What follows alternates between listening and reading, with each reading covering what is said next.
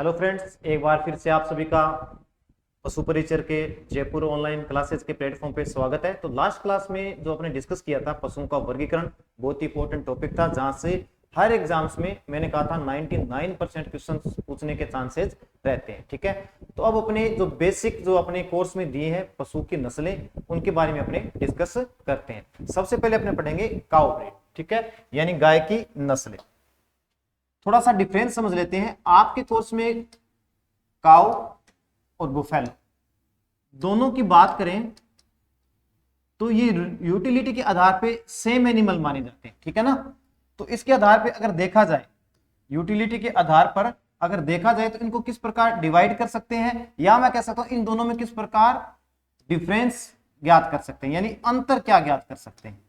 अंतर यानी गाय में क्या अंतर होता है, भैंस में क्या अंतर होता है, साइंटिफिक बताना है, ठीक है ना। तो आप बता सकते हो भाई साइंटिफिक क्या अंतर होगा गाय में या भैंस में। चलो देखो, सबसे पहले बात करें गाय में। गाय में आपने एक चीज देखा होगा कि गले के नीचे एक चमड़ी पाई जाती है, यानी भारी गल चमड़ी पाई जाती है, जिसे कहते हैं गल कंबल। गल कंबल, तो गाय में क्या है, गल कंबल उपस्थित होता है। क्या होता है, उपस्थित होता है। लेकिन यही बात करें भैंस में, तो भैंस में उपस्थित नहीं होता, उपस्थित नहीं होता। यानी गाय का जो गला है उसके नीचे एक भारी सी चमड़ी देखते हो आप, जिसे ड्यूलप कहते हैं या गल कंबल कहा जाता है। तो गाय में तो पाया जाता है ना, लेकिन भैंस में नहीं पाया जाता। भैंस में एक नस्ल है जिसमें हल्का सा गल कंबल मिलता है। वो नस्ल कौन सी है, जाफराबादी। जब भैंस की नस्लें पढ़ेंगे उसमें बताऊंगा मैं, जाफराबादी। इसके अलावा किसी भी नस्ल में गल कंबल या गले के नीचे चमड़ी नहीं पाई जाती, ठीक है। दूसरी अगर विशेषता की बात करूं मैं या अंतर की बात करूं तो दूसरा मुख्य अंतर है पसीने वाली ग्रंथियां पाई जाती है। गाय में पसीने वाली ग्रंथियां उपस्थित होती है, उपस्थित होती है। लेकिन भैंस में कभी भी पसीने वाली ग्रंथियां नहीं पाई जाती। तो मैं कह सकता हूं अनुपस्थित, अनुपस्थित होती है, ठीक है ना। जैसे एग्जाम्पल की बात करते हैं, आप सभी ने सुना है कि आप कहते हो ना गई भैंस पानी में, ठीक है ना। यानी पानी में भैंस क्यों जाती है, या फिर आपने देखा है कि भैंस ज्यादातर कीचड़ में लेटना पसंद करती है। उसका रीजन क्या है, क्योंकि भैंस के अंदर कहीं भी पसीने वाली ग्रंथियां नहीं पाई जाती। अब पसीने वाली ग्रंथियां नहीं है तो वो अपने शरीर का तापक्रम है ना, वो मेंटेन नहीं रख पाती है, नियंत्रित नहीं रख पाती है। इसलिए क्या करती है, वो या तो पानी में तैरेगी या फिर कीचड़ में लेटेगी। एक भाग कह सकता हूं जहां पे थोड़ी बहुत पसीने वाली ग्रंथियां भैंस में मिलती है, वो भाग कौन सा होता है, मजल होता है। मजल, मजल यानी जिसे आप हिंदी में थूथन कहते हो। थूथन, नाक कहते हो ना जहां से श्वास लेता है पशु, ब्लैक से रंग का भाग, ठीक है ना।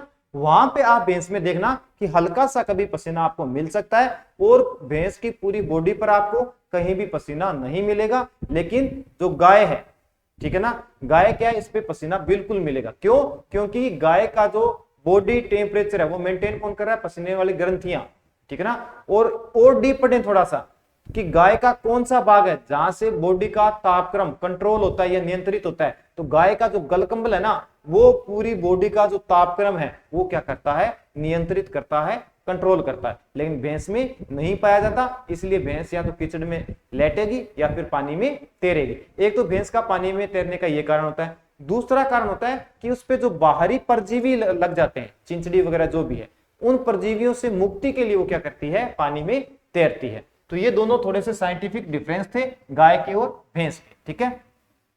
इसके बाद में बात करते हैं केटल। एक शब्द आप केटल पढ़ोगे, और केटल को अपने काऊ भी पढ़ते हैं, ठीक है। यानी केटल और काऊ दोनों सेम शब्द है क्या, याद रखना। केटल जो शब्द है हमेशा ही गाय के लिए ही यूज किया जाता है। हिंदी में क्या कहते हैं इसको, हिंदी में कहते हैं मवेशी। हिंदी में क्या कहते हैं इसको, मवेशी कहते हैं। जैसे मैंने बोल दिया बोवाइन, बोवाइन, बोवाइन शब्द मुख्यतः किसके लिए यूज किया जाएगा, भैंस के लिए यूज किया जाएगा, ठीक है ना। ये क्वेश्चन क्यों आपको बता रहा हूं, क्योंकि कई बार क्या है कि वो दे देता है केटल, यानी केटल के अंदर किन पशुओं को गिना जाता है, गाय, भैंस, भेड़, बकरी या उपयुक्त सभी, ठीक है ना। तो आपका आंसर क्या होगा, उपयुक्त सभी होगा। तो मवेशी क्या है, मुख्यतः किसके लिए यूज करेंगे, अपने गाय के लिए यूज करें। जैसे एग्जांपल और बताता हूं मैं, तीसरा एग्जांपल लो आप, पोल्ट्री। पोल्ट्री के अंदर आपसे पूछे भी किन किन पक्षियों को काउंट किया जाता है, आपका आंसर शायद क्या होगा, आपका आंसर मुख्यतः मुर्गी ही होगा। आप क्या कहोगे, पोल्ट्री में सर मुर्गियां आती है, लेकिन हमेशा याद रखना पोल्ट्री के अंदर जितने भी छोटे जो अंडे देने वाले पक्षी होते हैं वो सभी गिने जाते हैं। जैसे एग्जांपल मुर्गी भी इसके अंदर आती है, बतख, बतख, उसके बाद में टर्की सुना होगा, टर्की, बटेर वगैरह भी सुने होंगे। तो सारे क्या है, किस में गिने जाते हैं, पोल्ट्री के अंदर गिने जाते हैं। ये कुछ बेसिक चीजें थी जो आपको ध्यान रखनी है। एक बार आप स्क्रीनशॉट ले लो दोनों स्लाइड्स का।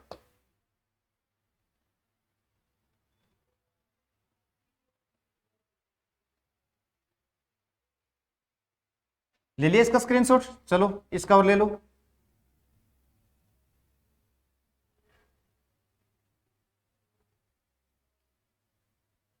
चलो अब देखो अपने, ठीक है, सबसे पहले अपने डिस्कस करते हैं काऊ ब्रीड का, यानी गाय की नस्लें, काऊ ब्रीड। काऊ ब्रीड्स यानी मैं इसको क्या कह सकता हूं, केटल कह सकता हूं, ठीक है ना, केटल। आपने दो प्रकार की गायें सुनी होगी, एक तो कुबड़ सहित, कुबड़ सहित जिसमें कुबड़ पाया जाता है, जिसे क्या कहते हैं, भारतीय गाय कहते हैं, भारतीय, भारतीय नस्लें या भारतीय गाय, ठीक है ना। दूसरा आपने सुना है कुबड़ रहित, कुबड़ रहित। कुबड़ सभी समझते हो, गाय के अंदर जो इस प्रकार संरचना जो रहती है, हम्प जिसे कहते हैं, हम्प, क्या हम्प या कुबड़, जो वसीय उत्तकों का बना होता है, ठीक है ना, ये कुबड़ होता है, ठीक है। तो कुबड़ सहित और कुबड़ रहित। कुबड़ रहित कौन सी गाय होती है, जिसे कहते हैं विदेशी गाय, विदेशी गाय कहते हैं, ठीक है ना। दोनों के जूलॉजिकल नेम याद रखना, अलग अलग दोनों के जूलॉजिकल नेम है। एक तो आपने सुना होगा बोस इंडिकस, कौन सा, बोस इंडिकस,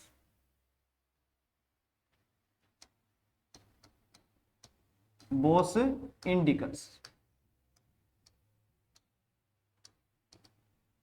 और इसका क्या रहेगा, बोस टार्टस, बोस टार्टस, ठीक है।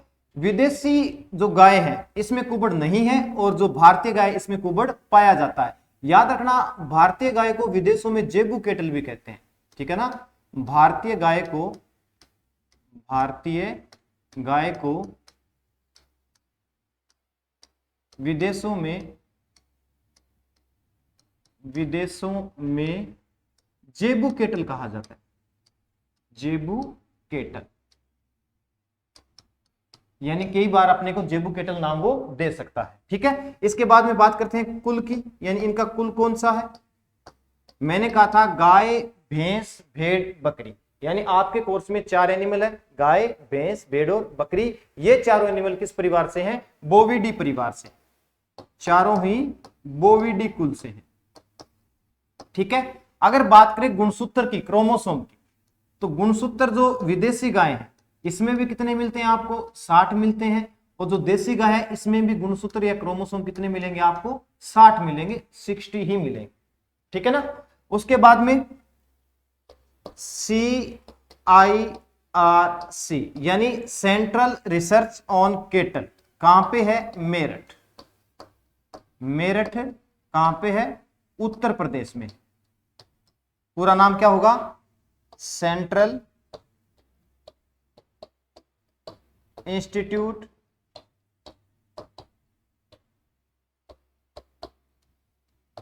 Research on kettle, research on kettle कहां पे है, मेरठ, उत्तर प्रदेश में, ठीक है ना। एक बार इसका आप स्क्रीनशॉट लो, उसके बाद में डिस्कस करते हैं अपने आगे।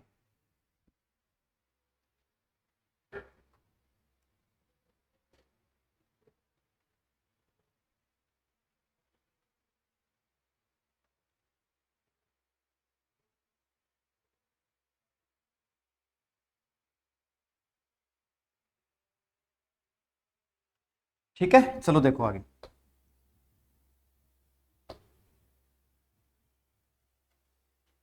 एक आप पढ़ोगे ड्राई पीरियड। ड्राई पीरियड जिसे कहते हैं शुष्क काल। शुष्क काल। दूसरा पढ़ोगे दुग्ध काल। दुग्ध काल यानी लैक्टेशन पीरियड। तीसरा पढ़ेंगे अपने सर्विस काल। सर्विस काल। ठीक है, उसके बाद में पढ़ेंगे मान्य प्राप्त नस्लें। मान्य प्राप्त नस्लें। देखो क्या डिफरेंस होता है सभी में, ठीक है ना। सबसे पहले मैंने कहा ड्राई पीरियड या शुष्क काल। क्वेश्चन डायरेक्ट आता है कि गाय में ड्राई पीरियड या शुष्क काल कितने दिन का होता है। आपका आंसर फिक्स परफेक्ट होना चाहिए। 60 यानी 60 दिन का होता है।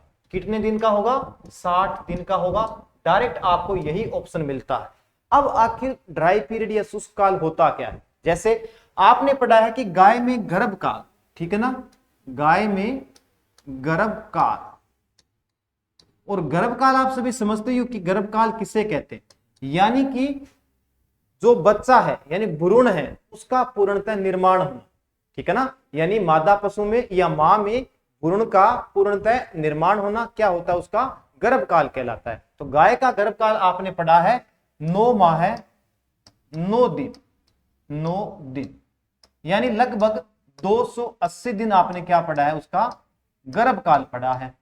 उसमें क्या होता है कि जब भी अपने गाय का ब्यात होता है तो 8वें और 9वें महीने 2 महीने क्या करते हैं कि घरों में उस गाय का दूध निकालना बंद कर देते हैं। क्यों कर देते हैं कि हमें पता है कि इसका 2 महीने बाद गाय का ब्यात होने वाला है। तो अब जो दूध के अंदर जितने भी न्यूट्रिएंट्स या पोषक तत्व लगेंगे वो दूध में न लगकर इसके बच्चे का अच्छा निर्माण और गाय को क्या मिले, अच्छा पोषण मिले, जिससे क्या है कि ब्यात के बाद ज्यादा दूध होगा तो पशु में किसी अन्य प्रकार के रोग नहीं लगे। जैसे अपने कह सकते हैं मिल्क फीवर या दुग्ध जबर जिसे कहते हो, किसकी कमी से होता है? कैल्शियम की कमी से, ठीक है ना। तो इन रोगों से बचाव के लिए गाय और उस बच्चे के अच्छे विकास के लिए क्या करते हैं, 2 महीने पहले दूध निकालना बंद कर देते हैं। उसे क्या कहते हैं, अपने शुष्क काल या ड्राई पीरियड कहते हैं ना। गाय सूखी छोड़ दी अपने लोकल लैंग्वेज की बात करें तो, ठीक है ना। तो डायरेक्ट कितने दिन का होता है? 60 दिन का होता है, ये याद रखना, ठीक है। अब आगे कहते हैं दुग्ध काल। दुग्ध काल का मतलब ये हुआ कि एक बच्चा देने के बाद जो दूसरा बच्चा गाय देती है उसके बीच जो अपने कितने दिन दूध प्राप्त करते हैं, ठीक है ना। तो जो दूध प्राप्त होता है ना उसको क्या कहते हैं? लैक्टेशन पीरियड या दुग्ध काल कहते हैं। तो औसत या एवरेज की बात करूं मैं तो गाय के अंदर लगभग 300 दिन का क्या पाया जाता है? दुग्ध काल। डायरेक्ट क्वेश्चन पूछेगा कि गाय में जो दुग्ध काल है वो कितने दिनों का होता है, तो लगभग 300, 304, 5 तो लास्ट ही मानवा, ठीक है ना। तो 300 दिन के आसपास पाया जाता है, ठीक है। तीसरा मैंने लिखा है सर्विस काल। सर्विस काल का मतलब क्या होता है कि जैसे मान लो गाय भैंस में क्या हुआ कि गाय भैंस में बच्चा दिया, अब बच्चा देने के बाद में दोबारा गर्भित करवाना है, ठीक है ना। तो वो समय, उपयुक्त समय जिसमें दोबारा गर्भ धारण करवाया जाता है उसे क्या कहते हैं? सर्विस काल। और इसका उपयुक्त समय क्या है? तो ब्यात के 60 से 90 दिन के बीच मादा पशु को पुनः गर्भित करवाना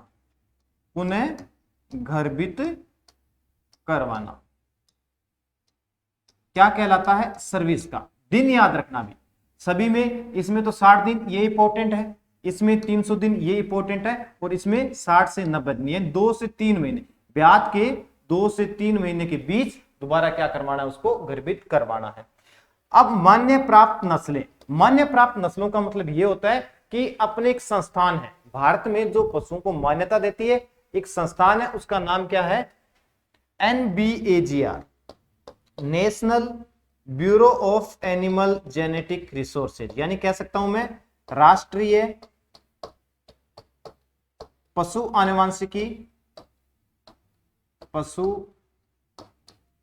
आनुवांशिकी ब्यूरो संस्थान, ब्यूरो संस्थान कहां पे है? करनाल में, करनाल। और करनाल कहां पे है? हरियाणा में, हरियाणा। स्थापना में याद रखनी चाहो तो इसकी रख सकते हो 1985, सन 1985 में क्या हुई थी इसकी स्थापना। भारत में ये जो संस्थान है ना, इसका काम क्या है कि जितनी भी पशुओं की नस्लें होती है, कहां की है, कब से रहने वाली है, क्या इसकी उपयोगिता है, क्या क्या मतलब किस क्षेत्र में पाई जाती है, ये सारा काम किसका होता है? National bureau of animal genetic resources, इसका काम होता है भी उस नस्ल को वहां की मान्यता प्रदान करना। जैसे अभी मैं बात करता हूं कि थोड़े समय पहले राजस्थान की गाय की नस्ल है जिसको NBAGR के थ्रू इसी साल मान्यता दी गई है, राजस्थान की है। कौन सी है? ठीक है, देखो राजस्थान की अगर वैसे बात करें तो सांचोरी नस्ल है, सांचोरी। सांचोरी नस्ल को अभी इसी साल national bureau of animal genetic resources के द्वारा क्या है? मान्यता दी गई है। ठीक है, तो गाय की कुल मान्य प्राप्त नस्लें कितनी हैं? आज के समय वर्तमान समय 53 है। कितनी है? 53 है। और राजस्थान की कौन सी नस्ल है जिसको इसी साल मान्यता दी गई है? वो नस्ल है सांचोरी। ये आपको अच्छे से पढ़ना पड़ेगा क्योंकि आपके राजस्थान में जो कोर्स में सिलेबस में दिया हुआ है कि जो राजस्थान की देसी नस्लें हैं मुख्यतः, यानी को देसी जो गोवंश अपने राजस्थान का और भारत का, उनके बारे में अपने को डिस्कस करना है। ठीक है ना, तो एक बार इसका आप स्क्रीनशॉट ले लो, उसके बाद में आगे डिस्कस करते हैं।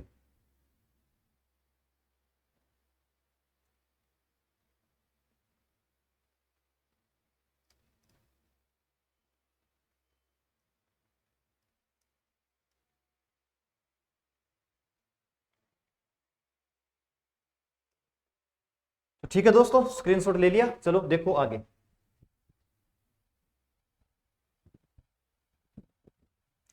अब अपने बात करते हैं कुछ इंपॉर्टेंट क्वेश्चंस की। जैसे बात करें कि भारत की सबसे प्राचीन नस्ल, सबसे प्राचीन नस्ल,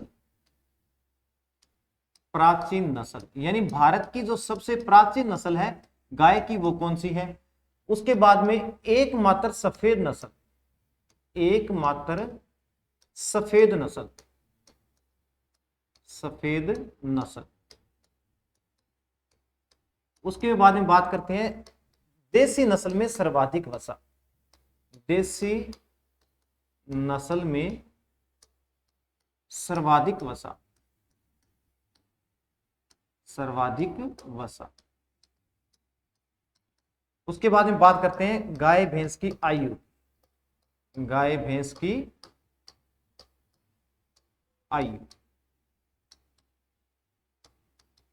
ठीक है,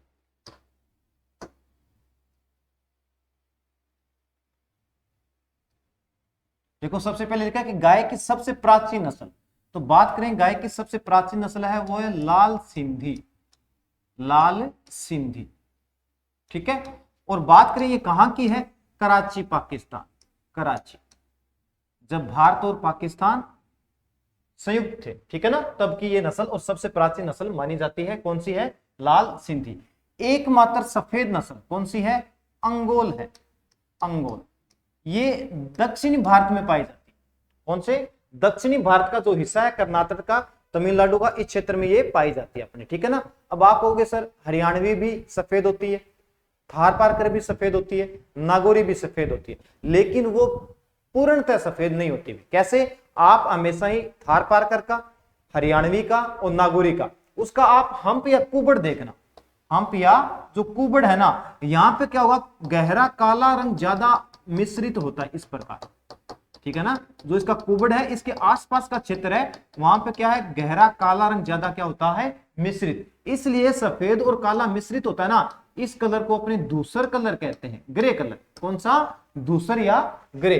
तो बिल्कुल सफेद जो नस्ल है एकमात्र, वो कौन सी है? अपनी अंगोल नस्ल है। ठीक है, उसके बाद में बात करें देसी नस्लों में सबसे ज्यादा वसा, मोस्ट इंपोर्टेंट है, अच्छे से पढ़ लेना, और ये आपको अलग अलग बुक्स में गलत भी मिलेगा।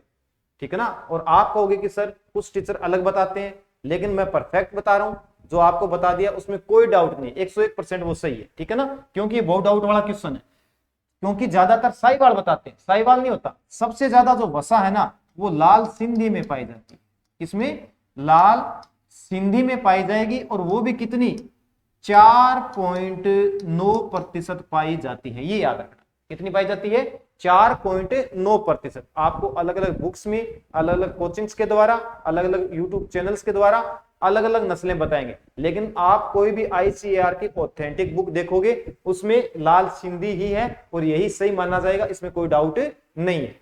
इसके अलावा थोड़ा सा मैं कह सकता हूं कि अगर आपको लाल सिंधी ऑप्शन में नहीं मिले तब कौन सा करना है, तब आपको गिर या साहिवाल नहीं करना है, तब आपको थार पारकर करना है, ठीक है ना। सेकंड, फर्स्ट तो कौन सी है, लाल सिंधी है, सेकंड कौन सी रहेगी, थार पारकर रहेगी, थार पारकर। आप कहोगे सर ये थार पारकर क्यों, क्योंकि थार पारकर में है ना 4.7 से लेके 4.8% के आसपास से वसा पाई जाती है, ठीक है ना, ये मोस्ट इंपोर्टेंट है, ये सही है, कहीं आपको सोचने की जरूरत नहीं, ठीक है ना। अब देखो गाय भैंस की औसतायु की बात करें तो 20 से लेके 23 वर्ष होती है, 20 से लेके 23 वर्ष इनकी औसत आयु होती है, ठीक है। अब ये भी कह सकते हैं कि एक जीवन काल में गाय या भैंस में कितने ब्यात होते हैं, ठीक है ना, तो लगभग 8-9 के आसपास ब्यात पाए जाते हैं, ठीक है ना, 7 से लेके 9 के आसपास एक पशु में या गाय या भैंस में क्या पाए जाते हैं, ब्यात पाए जाते हैं। आप कहोगे कि सर आयु तो इतनी है, हर साल कभी भी बच्चा उनसे अपने को प्राप्त नहीं होता। जैसे देसी गाय है उनमें एक बच्चा मिलने के बाद में 12-13 महीने तक क्या मिलता है अपने को, गैप मिलता है, अंतराल मिलता है, फिर दूसरा बच्चा प्राप्त होता है, ठीक है ना। इसीलिए 7-8 अपने को क्या है, एक जीवन काल में एक पशु से, गाय या भैंस से क्या होते हैं, बच्चे प्राप्त होते हैं। एक बार आप इसका स्क्रीनशॉट ले लो, उसके बाद में आगे डिस्कस करते हैं।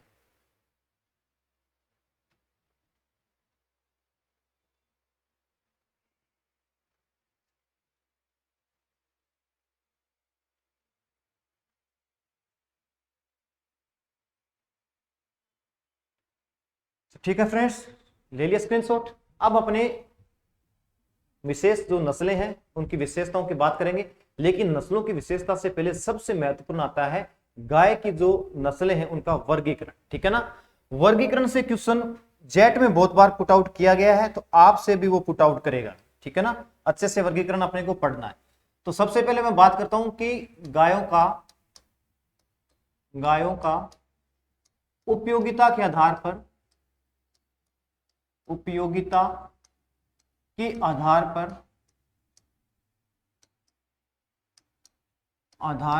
वर्गीकरण, यानी किस काम में कौन सी गाय काम में ले रहे हैं उनके आधार पर क्या करेंगे, अपने वर्गीकरण करना, ठीक है ना। एक बार आप समझिए, नोट्स अपने को बाद में रिटर्न करने हैं, ठीक है ना। तो उपयोगिता के आधार पे गायों को 3 भाग में बांटा गया है, ठीक है। कौन कौन सी नस्लें, एक तो है दुधारू नस्लें, यानी कि जो दूध देने वाली नस्लें होती है, दुधारू नस्लें जो मुख्यतः दूध के लिए पाली जाती है भी, ठीक है। दूसरी बात करें द्विकाजी, या मैं इसको द्विप्रयोजनीय कह सकता हूं, द्विप्रयोजनीय या ड्यूल पर्पज या दोहरे उद्देश्य वाली, ये सभी एक ही नाम। तो तीसरे की बात करूं तो भारवाही नस्लें, भारवाही नस्ल।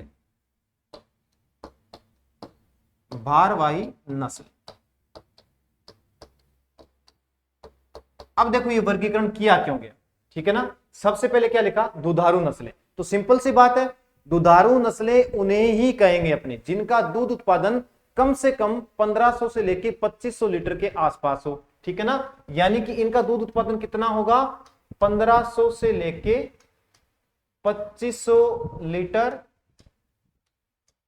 प्रति ब्यात,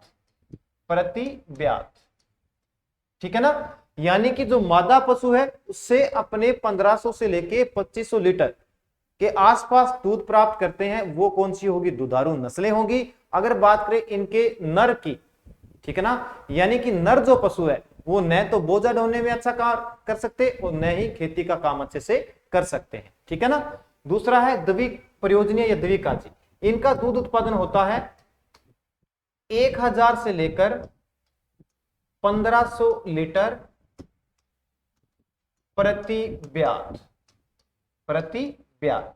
यानी कि जो मादा पशु है वो मीडियम मिल्क इल्डर होती है। मीडियम मिल्क इल्डर मतलब मध्यम दूध उत्पादक कहते हैं, ठीक है ना। यानी कि नॉर्मली उनसे दूध प्राप्त होता है। अब बात करते हैं नर की, तो नर है वो थोड़ा बहुत खेती का कार्य कर सकते हैं, हल्का सामान एक स्थान से दूसरे स्थान पे ले जाने का कार्य कर सकते हैं, लेकिन पूर्णतः सक्षम नहीं होंगे।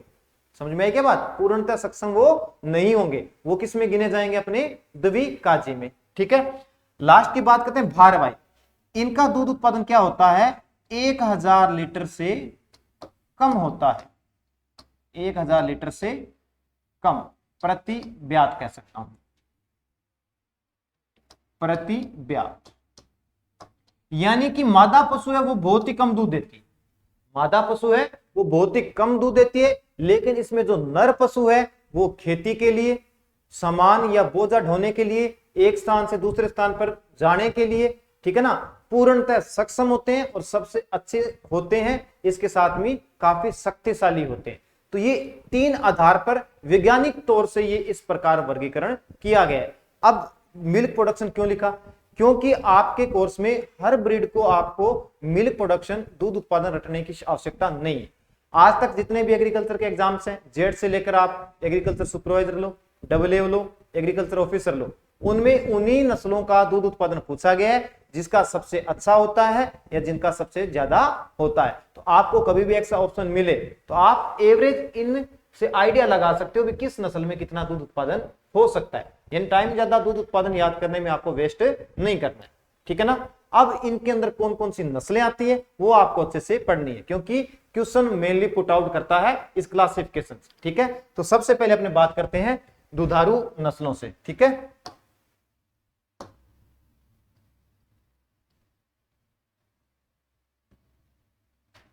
इसमें एक शब्द याद रखना, देसी सांगरी, देसी सांगरी, ठीक है। इसमें एक लाइन याद रखना आप, देवनी थार में है आका, थार में है आका। और लास्ट भारवाही नस्लों में एक लाइन याद रखना, अमन नाम का कोई लड़का है, डांगी उसकी जाति है, हल खींच, हल खींच, ठीक है। सबसे पहले अपनी बात करते हैं कि दुधारू नस्लों में कौन कौन सी नस्लें हैं, ठीक है ना। दुधारू नस्लों में कौन कौन सी अपनी नस्लें हैं जो गिनी जाती है। सबसे पहले सी से कौन सी याद रखनी है आपको? सिंधी याद रखनी है, ठीक है ना। कौन सी सिंधी? लाल सिंधी, लाल सिंधी, ठीक है। सा से कौन सी याद रखनी है आपको? साहीवाल, कौन सी? साहीवाल, सा से कौन सी भी? साहीवाल। गै से आपको कौन सी याद रखनी है? गिर, गै से कौन सी याद रखनी है आपको? गिर नस्ल जो है, गिर। और रै से कौन सी नस्ल याद रखनी है आपको? राठी, रै से कौन सी? राठी। यानी लाल सिंधी, साहीवाल, गिर और राठी, ये 4 नस्लें आपकी किस में गिनी जाती है? मुख्यतः दुधारू नस्लों में गिनी जाती है, ठीक है। इसके बाद में द्विकाजी में कौन कौन सी आती है? देखो देवनी लिखा है, ये देवनी खुद एक नस्ल है, देवनी खुद एक नस्ल है। देखो गाय की कुछ एक नस्लें सेम है, देवनी भी गाय की नस्ल है, देवली भी है, देवनी भी है या देवली भी है, ठीक है ना। तो ये क्या सेम नस्लें होती है, ठीक है। जैसे खेरी भी आती है, खेरीगढ़ भी आती है, खराई भी आती है, ठीक है ना। तो खेरी गाय की, खेरीगढ़, ठीक है ना। तो ये अलग अलग नस्लें के अलग अलग अपने हैं, वो अपने आगे डिस्कस करते हैं। जैसे गाय की 2 सेम नस्लें और मिलती है, एक मिलती है वेंचूर, वेंचूर, एक मिलती है बेंचोर, बेंचोर। तो माइनर सा डिफरेंस है ना, ठीक है। तो ये अपने आगे करेंगे, इसको मिनिएचर भी कहते हैं वेंचूर को, ये आगे आपको टोटल में बताऊंगा, ठीक है ना। तो ये थोड़ा सा ध्यान रखना आप, ठीक है। तो दे से देवनी, थार से कौन सी हो जाएगी? थार पारकर, थार पारकर, ठीक है। मैं से कौन सी हो जाएगी? मेवाती। कौन सी हो जाएगी? मेवाती। है से कौन सी हो जाएगी? हरियाणवी। हरियाणवी। है से कौन सी हो जाएगी? हरियाणवी। और आ से कौन सी हो जाएगी? अंगोल। आ से कौन सी है? अंगोल, जो एकमात्र क्या थी? सफेद नस्ल थी, अंगोल। का से कौन सी हो जाएगी? का से दो नस्लें हैं, कौन कौन सी? एक तो आएगी कांकरेज। कौन सी है? का से कांकरेज।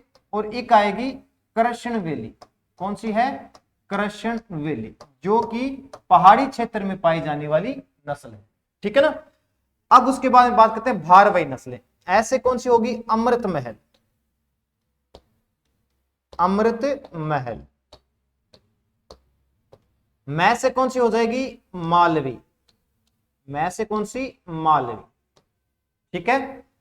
न से कौन सी हो जाएगी? ये मैं बाद में लिख दूंगा, यहां पे आएगा नहीं इसलिए, ठीक है ना।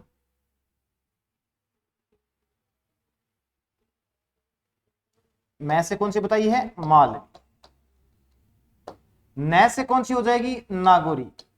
कौन सी? नागौरी। ठीक है। उसके बाद में मैंने क्या कहा था? अमन डांगी हल खींच। तो डांगी खुद एक नस्ल है, ठीक है ना। डांगी खुद एक गाय की नस्ल है, ठीक है। उसके बाद में हल खींच।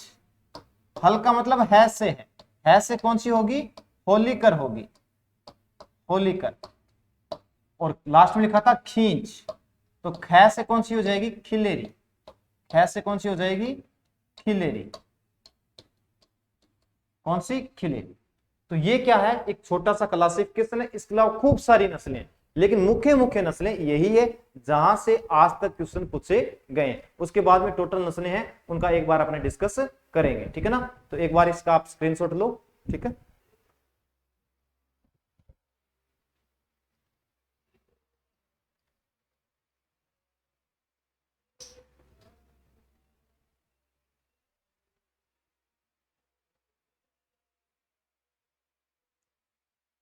चलो देखो, एक बार थोड़ा सा रिपीट कर लेते हैं अपने। सबसे पहले क्लासिफिकेशन में क्या पढ़ा? दुधारू नस्लें। दुधारू नस्लें कौन सी होगी? जिनका दूध उत्पादन 1500 से लेके 2500 लीटर के बीच होगा, ठीक है ना। और नर पशु है, वो खेती और जो भार ढोने का कार्य में सक्षम नहीं माने जाते, ठीक है ना। क्या ट्रिक थी? देसी सांगरी। स से कौन सी बताई थी? लाल सिंधी, ठीक है ना। सा से साहिवाल। गै से कौन सी? गिर। और रै से कौन सी हो जाएगी? राठी। ये अपनी कौन सी नस्लें हैं? दुधारू नस्लें हैं।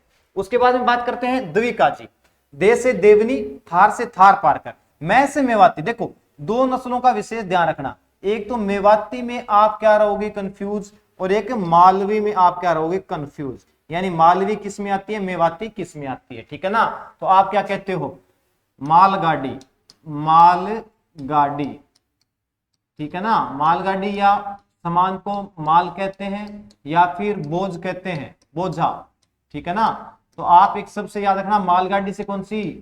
मालगाड़ी से मालवी कर देना भी, ठीक है ना। याद रखना कैसे? मालगाड़ी से कैसे? मालवी। मालगाड़ी का काम क्या होता है? सामान को एक जगह से दूसरी जगह पहुंचाने का, ठीक है ना। तो मालवी नस्ल का काम क्या है? सामान को एक जगह से दूसरी जगह पहुंचाने का। तो मेवाती और मालवी में कंफ्यूज मत रहना, ठीक है ना। मेवाती। उसके बाद में कौन सी? है से हरियाणवी या हरियाणा बोलते हैं इसको। आज से अंगोल, ठीक है ना।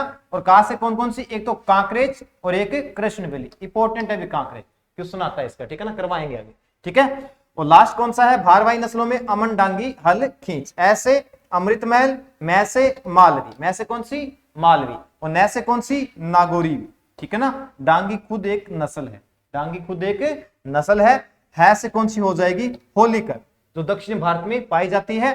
और ख से कौन सी आ जाएगी? खिलेरी। ख से कौन सी आ जाएगी? खिलेरी। तो ये अपना बेसिक क्लासिफिकेशन था। नेक्स्ट क्लास में अपने दुधारू नस्लें हैं, वो विद डायग्राम पढ़ेंगे, ठीक है। तो कोई भी आपको डाउट हो तो आप कमेंट बॉक्स में जरूर कीजिएगा। चैनल को लाइक करना, सब्सक्राइब करना। Okay, thank you class.